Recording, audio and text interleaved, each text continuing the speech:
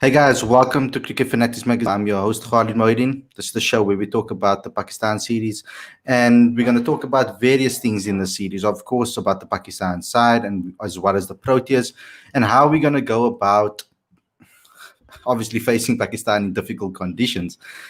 We know so much about the trip and about how certain things are going to be falling into place for South Africa, or it's going to fall into place for Pakistan. We don't really know how both teams are going to line up necessarily. We have sort of understanding of how South Africa will line up with regards to the batting lineup. We know that they have an experienced bowling lineup.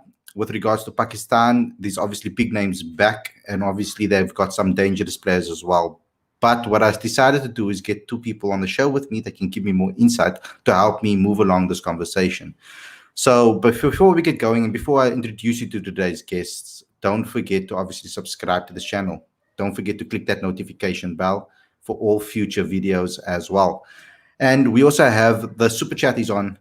Guys can click on the super chat, live chat, bottom right hand corner. There's a dollar sign. You can get involved with the super chat. Also, if you want to become a patron, you can get involved with that. It's in the link in the description. So let's get going into today's discussion. My first guest is all the way from Pakistan. It's Prashna Kasi. Welcome to the show. Debut on the show. So I'm really excited to hear from you. How are you doing? I'm good. How are you? No, Thank I'm you for good. Thank inviting you. me. No problem. I thought that we need some insight, obviously, from Pakistan. We've spoken about the perfect time for you to come on the show. I think this is the perfect time now, obviously. I know that you were in the FAF press conference. I heard your name over there being called out. So it's perfect for you to be able to give us some insights onto that. Introducing our next guest on the show is obviously Umpo Mareki. On basically every single show that we do, he's here almost. So welcome to the show. I'm really excited to chat to you as well. Um, let's get into it. Let's start talking about. I think let's talk about South Africa first.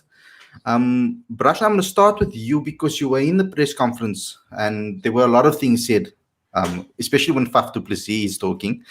He speaks a hell of a lot. So I'll never forget. You can ask him one question. There's so many press conferences I've been with, to his press conferences, and you can ask him a short question, how are you? And he'll give you a paragraph of various things just to back himself up. So he's a big talker, and that's why I think he was such a great captain as well, because he always used to give a lot of insight. But from your point of view, what are you getting out of the South African camp, I would say, based on Faf's press conference? I'm not sure if you've seen the other press conferences before that, of Quinton and of Mark Boucher, but specifically from Faf's press conference, what have you taken out of that? I think one thing I noticed was that they're not trying to think too much about it because everybody is, worried about this element of uncertainty that South Africa does not know about the conditions in Pakistan. So they don't really have any previous track record that they can compare their performance with. So I think the players, like I've said, they're not trying to think too much into it, and they're just, trying to go with the flow. And yeah, like you said, Faf is a big talker, but I enjoyed it. That's really good. I'm glad that you enjoyed it. Umpo, I don't know if you got to see any of Faf's press conference. Did you get And to catch glimpses of it? no, I missed it entirely. So Yeah. yeah. Okay. So basically, he spoke a lot about conditions between. Okay, he said a lot of things, but specifically, I'm going to pick out one thing, and that's conditions, and that's something that Prashna has picked up now is because it was so long ago that South Africa played there. It's very hard to maybe base it all on that. I mean, in the interview that I did with Zainab, we spoke intensely about the conditions. And we also spoke about 13 years ago. You can't really look at it. And I mentioned to her that I did my research about Karachi. And when I look at the wicket takers on that ground, majority of them were reverse swing bowlers and spinners. So Mhm. I'm thinking that majority of those type of things that would happen over there will either happen with a new ball. The ball will probably move around, maybe not reverse swing, but it will move around probably with the new ball in Karachi in the early morning, dependable on the weather, of course. And as the game goes along, it will probably deteriorate, and we'll probably see a situation where it's better for batters than a flat track. Um, what is your first? Let me go to Brashna again to give you guys some insight and the fans some insight as well. What is your take on Karachi? Why do you think that the wickets are going to be, or the wicket's going to be?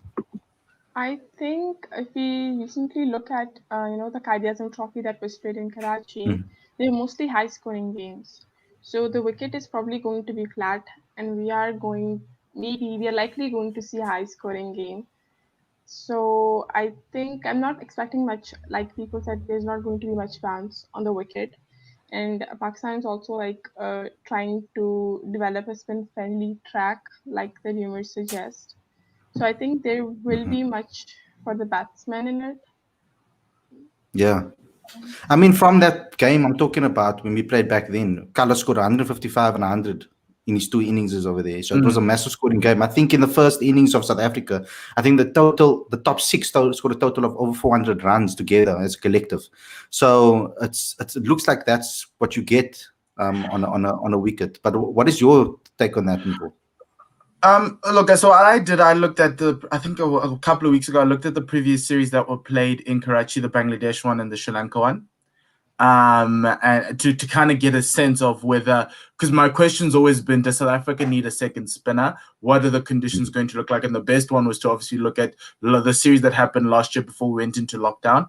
Well, the world went into lockdown. And if you look at that, it looked very spin friendly. Obviously, with Pakistan, it's new ball.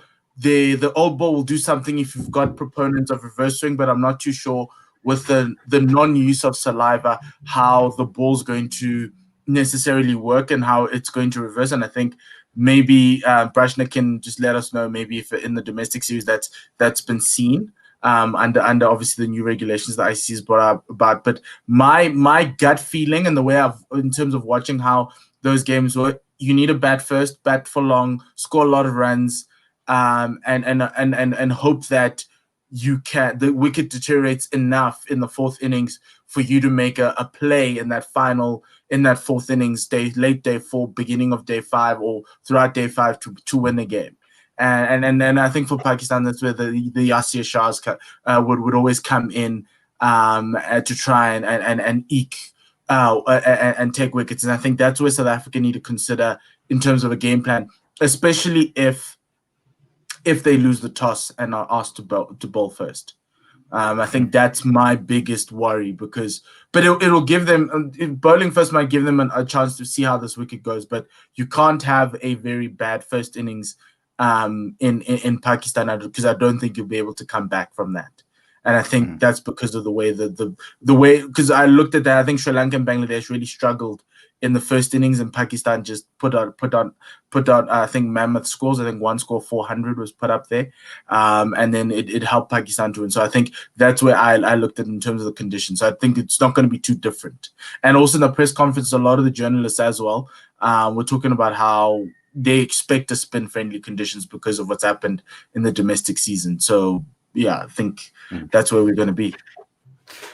What I love about Prashna being here is if we're talking crap, please tell us. Just go ahead and say that we're talking utter nonsense and we don't know what we're talking about. I prefer that way. You can be our designated Pakistan specialist today and analyst. So if we're talking anything bad about Pakistan that we don't know what we're talking about, please let us know because we don't know much. There's not a lot for us to maybe look at. Can I ask you a little bit more about Pakistan, or what are the positives in your team that you are really excited to maybe see them do, and how do you think they're going to perform against South Africa? I think Pakistan does have an edge over South Africa in the series, although South Africa have long dominated them in the format because of the home advantage. And because if you look at Pakistan's squad, they have named a lot of uncapped players, and most of those players have come from the domestic season, and all of the domestic season was played in Karachi. So that means that those players who are selected, they know the conditions very well. Like the new spinners named Naman Ali and Sajid Khan, they were both the leading wicket takers in the Qaid-e-Azam, the first class tournament that was recently played in Karachi. So they do know the conditions well, and they're definitely going to use that against South Africa, who haven't, visited the country in last 13 years. So Pakistan does have an edge over there, and also with the return of Babar Azam, the team definitely will have, its confidence back. Yeah, because for me, I think if Pakistan is smart about this, they would ask for to prepare spinning wickets. I think that's what they will ask for, because South Africa, we're a bit dodgy there, if I must admit it. So I have one more guest that's waiting in the back end. We've got Uneven Bounce, Mr. Shay over here for us. Welcome to the show, Shay. We're really gonna. I'm really enjoying this panel because we're getting some nice insight. I mean, obviously, Brashna has spoken to us about some of the players that have played in Karachi already, so they have some insight there. I think that's going to be the key to everything, is how the conditions and winning the toss. Who wins the toss? Who takes who's going to bowl first and who's going to bat first? I think everybody's going to probably want to bowl first in this pitch. I think No, bat. You don't want to bat last year. I would rather chase. No, I wouldn't. I don't think I would. I've watched Yasir Shah a lot in my life to know that I don't want to face him in the fourth innings of a test match. I guarantee you that. But if we can use, because my problem is, okay, then if you're going to look at it from that point of view, because I'm going to try to speak both minds, because I think that the answers are always going to be obviously different to everybody. But if South Africa is going to exploit the pitch, then they're probably going to have to bowl first. You're right, from that perspective. From a bowling perspective, yes. Yes, what I'm concerned about is that in order for South Africa to win this match, it's heavily reliant on the likes of Aiden Markram, Dean Elgar. Okay, Dean Elgar's, I'll put Dean Elgar in a different space because he grinds out no matter what. It depends on whether he can fight it out or not. But Rassie van der Dussen, Aiden Markram, those are guys who are going to be key to our success in Pakistan, I feel. Especially batting well in the beginning when the pitch is obviously more for seamers. And my concern over here is when I look at Aiden's record and his dismissals, majority of his wickets have fallen to middle order, medium fast bowlers or bowlers that can swing the ball. I think over 22 wickets or something like that, he fell to medium paces, right arm medium paces. And okay, yes, he struggled against some spinners as well.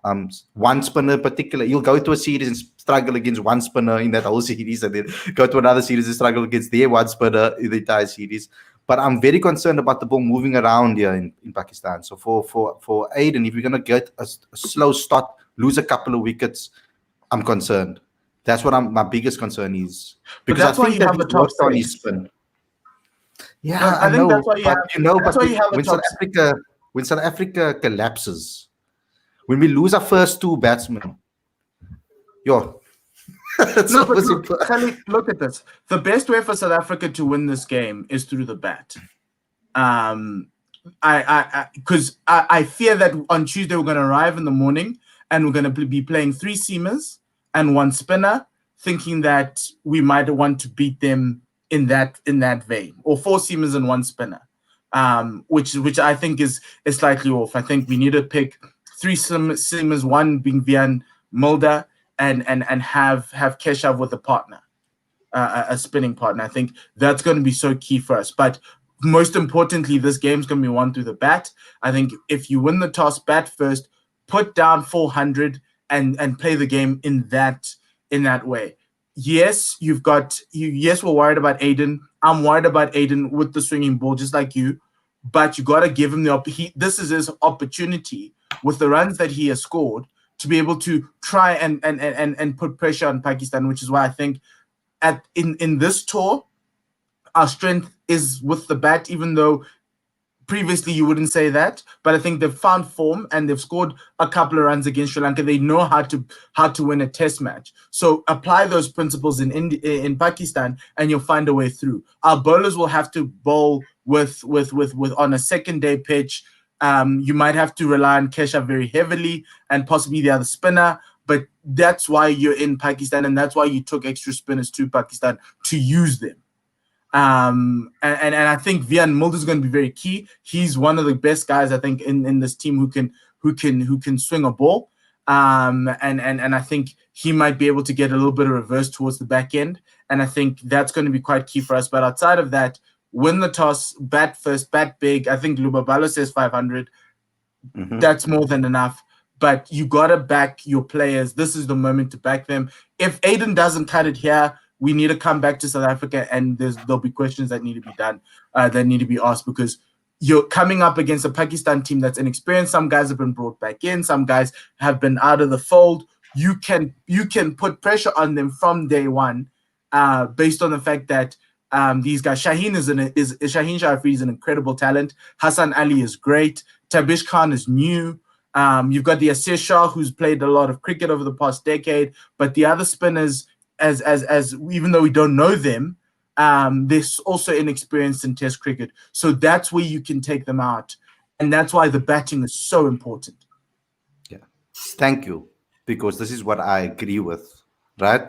I needed to play devil's advocate over here and play the other side to get you guys talking. Because there was talk about batting second, and I needed to talk about it because otherwise we're never going to get to that and we're all just going to agree. And I needed to come from the other side. So I just want everybody to know that if I had to win the toss, that's the decision I would make. But I need to talk from the other side as well and try to get you guys talking about what if we lose the toss and what if we bat. If we lose the toss, we need to bowl some incredible lines. Some incredible lines. If you can use that new ball and have Pakistan 3 down, then you're in the game. But I don't know. Maybe Shay agrees or disagrees. Yeah. Shay, I haven't given you a chance to speak. I know when you get going. So the floor's open for you. I'll try and keep it brief. Brashan, lovely to meet you, by the way. Like your comments there. And Poe, obviously, Khalid, good to see you guys again. Listen, I think any test match, any test venue, the reality is if it's not a green mamba of a pitch, you win the toss, you bat first, you go big. I think that's generally the consensus of winning a test match. I do very much agree with Paul here. I think it's important to bat first if you win the toss. I think Faf du Plessis has got a huge role to play. Somebody who can bat time, bat long, obviously coming off almost a double century in Centurion. So obviously he's in good form. I think Vasser van der Dusen as well, obviously his ability to stick around. Same with Dean Elgar. I think it's important these guys, the kind of the stalwart to the side, are able to kind of bat time. The bowling attack to me for Pakistan actually looks slightly jaded. I want to ask Brashner about this because I feel like with Naseem Shah, who's obviously a key component of a four-man bowling attack, the kid he's actually a kid. I mean, he's 18 years old, I believe. Actually, he might still be 17 years old. I think he's 18 next month. He's had to basically, his education is at test level, which I think is slightly unfair. And I think his averages towards the end of the season, end of the last year, are starting to kind of show that. I think he's averaging around 42 now with the ball. Was a Freddie's a couple of years older, is averaging 33, much more respectable, and I think a lot more potent as well in England. He got flogged in that final test against New Zealand. He looked quite jaded, I felt. His speeds were down a little bit. His lengths were a problem. I think if South Africa can bat big and get these guys back in, Yasir Shah is always going to be a handful in any conditions. You know, you saw him last year in England. He was very good. That first test, he was toiling away. But I think with Naseem Shah in particular, I think if you can get after him, because Jay generally going with a four-man bowling attack, if you can take one of those seamers away, all of a sudden the Pakistan bowling attack looks quite fragile. It looks thin. They'll bring in Haris Sahil, they'll bring in a part-timer to bowl a few overs. So that's important. I think the tosses are really big. In terms of the selection, obviously you're going backwards and forwards and picking two spinners or not. I think I said on this show, Ali, that I would go with Linda at 7. Looking at Karachi, I looked at the last test match played back in 2019 against Sri Lanka, which Pakistan had an overwhelming win. Out of the 33 wickets taken, 24 were taken by seamers. 24. Around 70% were taken by seamers. So it's not this Bunsen burner of a wicket. And I think we said as well, Khalid, on this show, because Pakistan's not India. I think people say subcontinent. It's all subcontinent. It's not the same. There are differences in cloud conditions and and the wickets that are produced. So for that reason, personally, good teams, and South Africa have done this in the past. If you go back to 2008 when Steyn took 7th at Nagpur, they won that test match. Paul, I'm sure you remember this test match. Mm-hmm. It was phenomenal that day. His battle with Tendulkar was incredible that day. But I think good teams, you also have to play to your strength to a certain extent. If you look at England right now, they've gone with 2 spinners in Sri Lanka and they've gone wicketless. They've gone, and Jimmy Anderson saved the day, like a 38-year-old saved a day in second 6 for. Without his contribution, Sri Lanka could still be batting today. So sometimes it's not about horse for course necessarily. If you've got a player who is far better than who should be picked, it may be better to go with them. Now, the question is, I guess, you would look at probably Lungi Ngidi might be the guy who could be the fall guy in this instance as a third teamer if he's to bring a Shamsi in as a second spinner. My personal opinion, go with your strengths.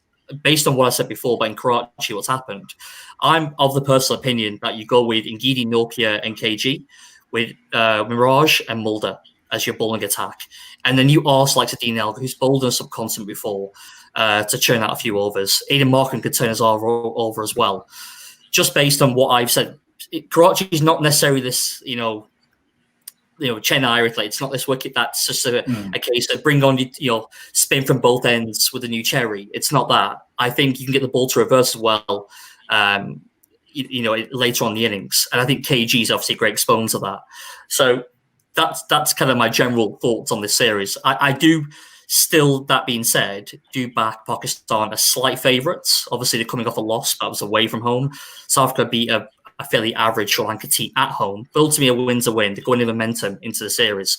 But as we know, it's foreign conditions. I've played for 14 years, etc.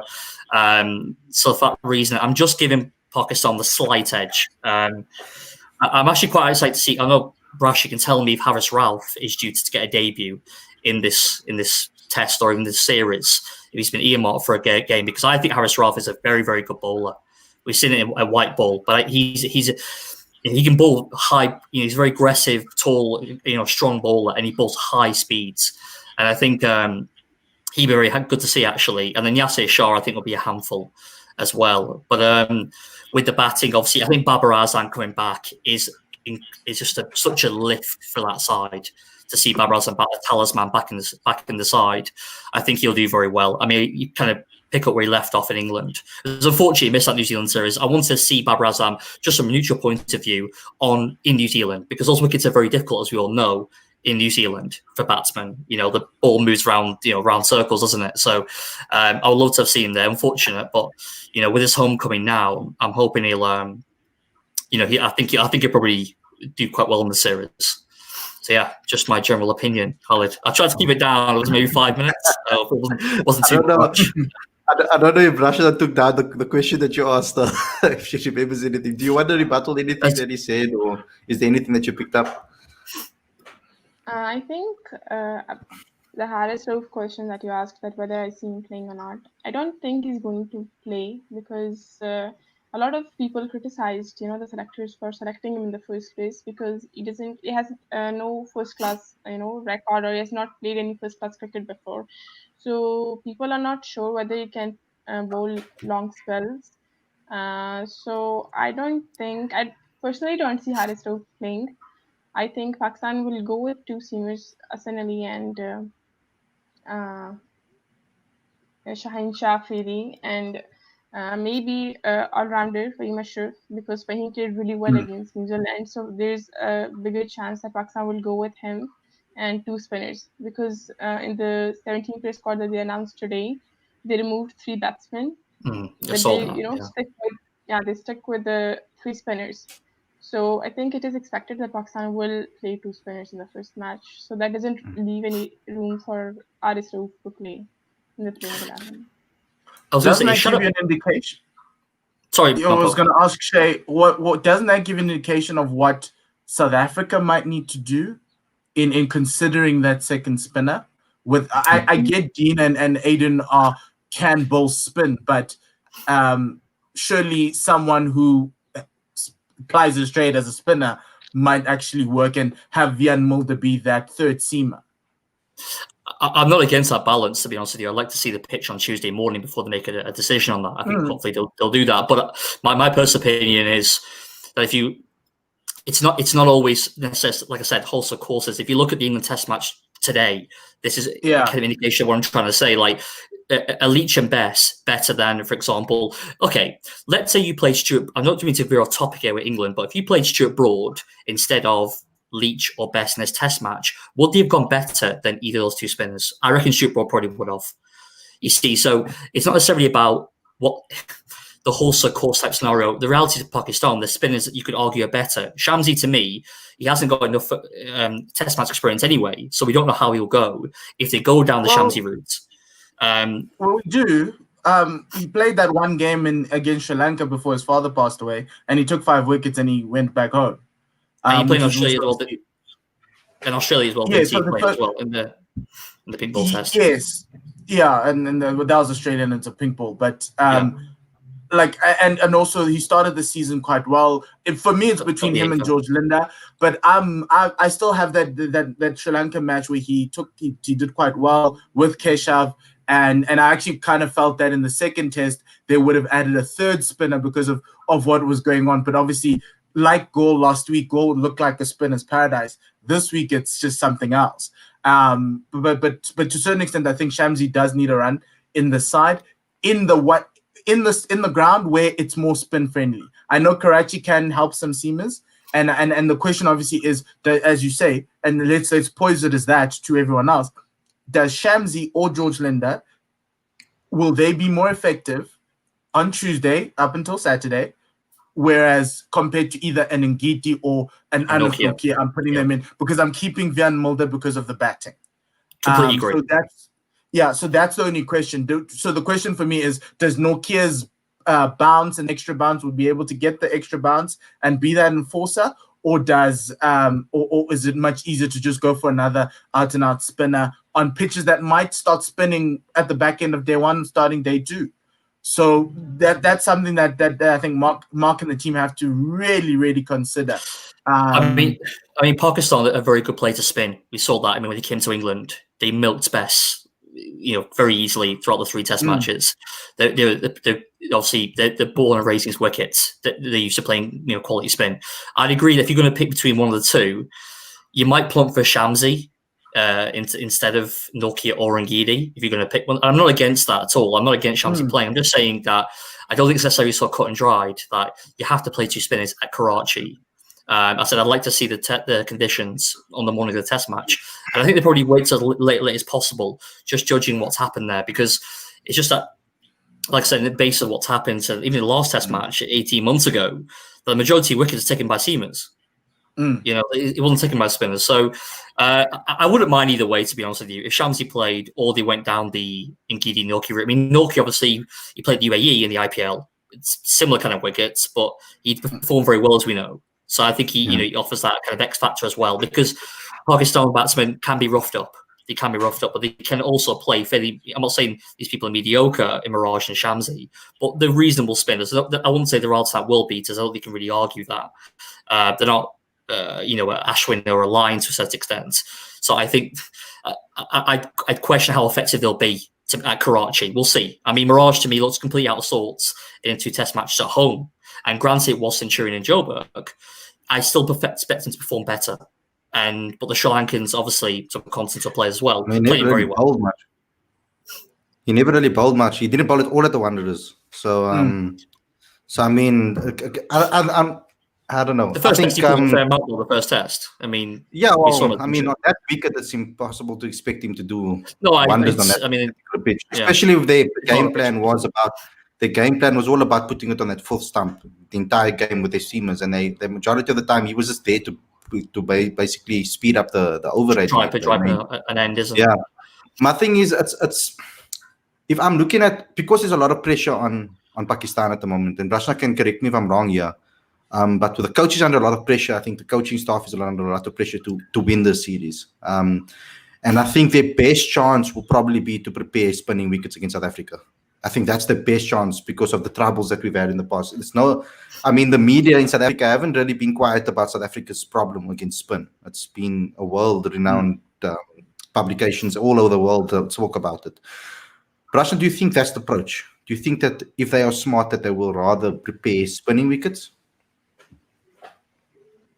I'm not sure about it, to be honest, because if you look at the recent tournament that was played in Karachi, the highest wicket takers were spinners. But that also shows you that Pakistani batsmen are also not that good when it comes to playing spin. So this idea of developing a very spin-friendly pitch might backfire as well, right? And like you mentioned, the coaching staff is under immense pressure to win the series because they have basically, received an ultimatum that they are getting fired if they lose the series. So that South Africa can use, to its advantage, because there's not much stability inside, in the dressing room of Pakistan, because there's a lot of politics involved and there's not much unity. The players with, Mohammad Amir and the new selector, and even the board chairman and PCB, I think CEO, they have their own issues going. So I I don't know. I think both Pakistan and South Africa, I think it's a very unpredictable tour to say what to predict anything at this point, because both the teams are very inexperienced and both the teams have you can't really say that which team will have an edge over the other, or whether Pakistan will do well or not, because coaching staff under pressure can work in Pakistan's favor or against it. You never know. So So let's leave it as that. Yeah. Let's leave it as it's going to be a fight to the death. Okay. Yeah. I just want to move on from the spinning Can I ask wickets. Prashna about the Pakistan batting? Yeah, you can. You I actually think can do so. Yeah, sure. So Prashna, what's the likely top six that's going to play in Karachi? I know that there were a lot of changes. Who's opening? And how does Babar Azam fit in? I'm assuming Azhar Ali's at 3, Azam is at 4, and you got Fahd Alam at 5 or 6. I think Pakistan, because they've removed 3 batsmen from their squad, that just leaves, I think, room for either Saad Shakil or the other new opener that they've named, Imran Butt. So the question is about whether Saad will play or Imran would play. Fawad, Azhar, Rizwan, Babar, they're all likely, Abid Ali, they're all likely to make it to the top 5. So what I'm interested to see is that whether they would change their playing order and not, because Saad Shakil is someone that everybody's expecting him to make his debut, and he's a middle order batsman. So Pakistan will have to move someone up the order to open, or if they go with Imran Butt, then I don't see Saad Shakil making his debut, and Babar at 3 and Azhar at 4 and Fawad Alam and then Rizwan at 6. And then Fahim Ashraf will be the bowling all-rounder. Yes. Possibly. Yes. Okay. How long is sorry, Brush, I just want to know about Shadab Khan and how long he's out for. Is he anywhere near return to full fitness, or? I think Shadab was told to be, miss South Africa series. There wasn't any specific. It was, I think, given a 6 weeks rest when he got injured. Okay. in New It's a Zealand. shame. Yeah. Great, excellent player. I think he's got huge potential. Huge potential. Like that. Cool. So I'm going to move on this conversation because we've got another guest waiting for us in the back end. Someone is also in the FAF to see press conference, and I thought that it would be nice for him to give some insight into the next topics that we can speak about. So welcome to the show, Aditya. Whoa, that was a bit slow. Aditya, can you just give me some insights quickly on the FAF to proceed press conference? We spoke now with Prashna about the conditions in Karachi, and we spoke about how that's going to be and what we thought about who should bat first, what bat second. I played devil's advocate, tried to go for the other side, but it didn't really work. I got thrown down to the ground and spat on a bit. So let's talk about the other topics. What else did Faf speak about that really stood out to you besides the spinning conditions and what it was like there back in the day, etc.? What else did Faf speak about that really stood out to you? There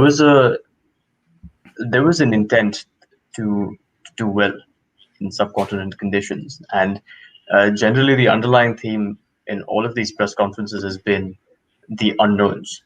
Whether it's going to reverse swing, whether it's going to be spinning conditions, and so on. Faf believes that it's going to be spinning a lot more than it used to back in the day, and the team has been preparing for reverse swinging conditions as well as for spin. The batters have been doing quite a lot of technical work with respect to that. But ultimately, they'll have to see what happens on the day, because even the pitches that they've been practicing on so far have been significantly different from what they had in their center wicket practice at the stadium. So I don't think anyone really knows what to expect. But from a Pakistani perspective, Shoaib Akhtar said recently that groundsmen across the international stadiums in Pakistan haven't really had a lot of experience in curating wickets over the last 10 years, because there hasn't been a lot of international cricket in Pakistan. So what the coaching staff tells groundsmen to do is also not entirely certain. from a Pakistani point of view. So even though there's a lot of uncertainty for the South Africans, there's an equal amount of uncertainty for the Pakistanis. And even if you look at their team generally, it looks like they might find it hard to sort of sustain bowling partnerships or batting partnerships, because Shaheen Shah Afridi has been in great form, but given the New Zealand tour, we can't say that for the rest of the paces. Similarly, Yasir Shah is an X-factor bowler, but do they have, with Shadab Khan injured, do they have a replacement who can sustain that pressure? That's the question. And now there's one particular thing that I want to step up about and speak up about, because I spoke to him about his mental state a lot, Fafs. I think obviously Faf is going to be key. I'm not going to put him as a key factor because he's always a key in the team, especially with batting at 4. It's going to be obviously be key to everything. You also spoke about Quinton de Kock a bit, but I want to speak specifically about his mindset. A lot of people picked up, or some of the Pakistan journalists picked up, that he's very confident, that he's talking with a lot of confidence and he was very calm, and that's what it came across. How key is Faf going to be with regards to that? Because I mean, yeah, incredibly important. And there's the one thing about Faf is that he's a realistic guy. You know, before the India tour last year, he knew I think he's able to communicate expectations very well. So, you know, he's not the kind of individual who's going to be shattered after a defeat or who's going to be elated after a great win. You know, I think he's very balanced, and that's going to help the team, because like subcontinent teams are typically judged on their performances overseas, South African teams, Australian teams are also judged on their performances in the subcontinent. And so I think his experience will play a key role in sort of calming that hype a little bit, and it might help them just take each ball at a time. And as he famously said during the World Cup, you know, don't try to do superhuman things, just focus on doing the little things. And I think that's going to be key to South Africa performing well. Says the guy that every second match he does a Superman catch. Brashna, from your point of view, I'm going to move this on and ask you about South Africa. If you were the coach of Pakistan, and who would you be scared of the most when it comes to South Africa's side? Which players would bother you in this particular match, the first one? I think if you look at the record, Quinton de Kock has a great record against Pakistan. So, but seeing him that lower, I don't know. I think I would, Maharaj is one player. I think he'll do great against, Pakistan. And the one player that they have to look for. Mm-hmm. That's true. Mpo, I'm going to give you a chance to say who not from Pakistan, because you've mentioned it already. I want you to say from South Africa, who is the standout player for you? Look, I think Kagiso's bowling with the new ball is going to be very, very important. And I think that's one factor that South Africa have in their book, a very good pace bowler who is world class. But the South African middle order is something that I'd be worried about, because it seems like Faf's gotten into form with those runs that he scored. You also have Quinton de Kock, who's just in that position, can take games away from you. Timber's is not a bad player of spin. He's probably one of the best players of spin in that 11. And on the subcontinent, or in Asian conditions, he's been one of the guys who's been the anchor for the side while everything's been collapsing. But I think from that perspective, it has to be Faf, Quinton, and possibly KG and I'll say Keshav, but to a certain extent, what Keshav requires the pace bowlers to open up an end for him, to kind of help him get into stride. If Keshav needs to take top order wickets all the time, it might just be a little bit of a problem for them. For him, he's capable of doing that, but as Aditya was mentioning, you need a bowl in partnership. So the pacers also need to do their job, and I think Kagiso has an important role in leading this bowling attack. I'm going to go with you, Shay.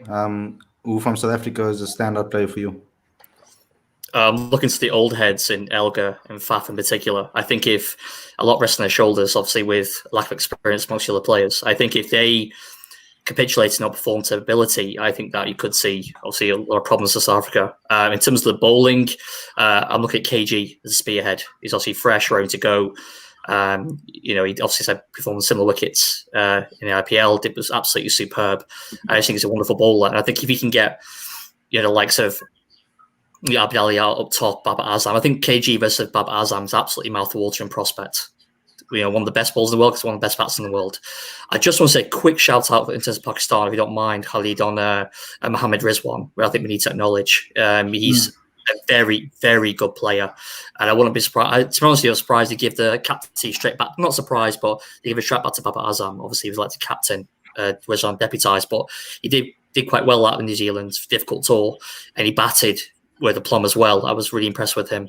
I think he could be a thorn in the side for South Africa. But yeah, I think the older heads, the KG, obviously not in age but experience, Faf and Elgar, and also the Cock, and I guess Mulder in the middle. It's interesting to see how Mulder will perform. He's only 20 years old, but he's such a key role, like glue in the middle. I think if he can do reasonably well with the bat and ball, I think from a long-term perspective, I think if you go to somewhere like Pakistan and do okay, I think it bodes really well for South Africa, going forward.